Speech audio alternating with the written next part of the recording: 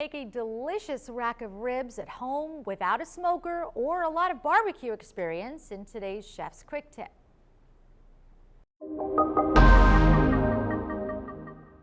I'm Tina Redwine with today's quick tip. Joining us is Chef Sam Bosha from Fleishers Craft Butcher Shop in Greenwich.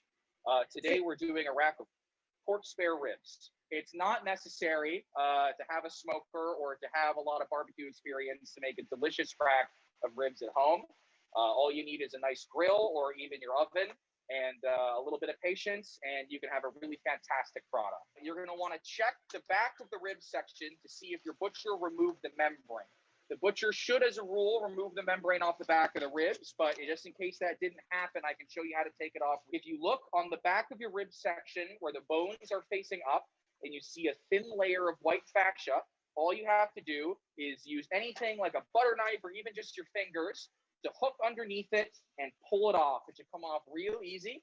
And then once that's done, you can go ahead and rub your ribs and get them ready for the grill. So I've got salt, brown sugar, paprika, black pepper, a little chili powder, a little ground garlic, some cumin, coriander, ginger, and thyme.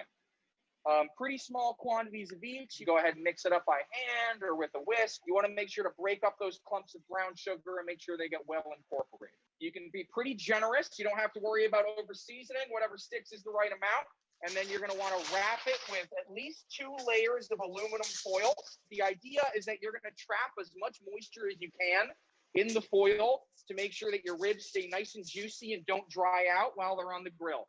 And then you're going to want to heat your grill on a pretty low heat to around 250 to 300 degrees and put your wrapped ribs in the foil for 2.5 to 3 hours. And after your ribs have been in the oven for a nice long period of time, you can go ahead and peel back some of the foil, and you'll be able to tell when they're done. When the meat has pulled back from the bone, that's a pretty good indication that your ribs are cooked and that the meat's going to be tender. You can then pull those out, take them out of the foil. The great thing about this is that you can do it in advance, whether it's a couple hours or even a day in advance. You can cool these ribs, keep them in your fridge, and then finish them the next day. So once we have our fully cooked rack of ribs, you can take whatever barbecue flavoring you like or whatever barbecue sauce you like the best, whether it's a classic red barbecue sauce or a nice Carolina mustard barbecue sauce.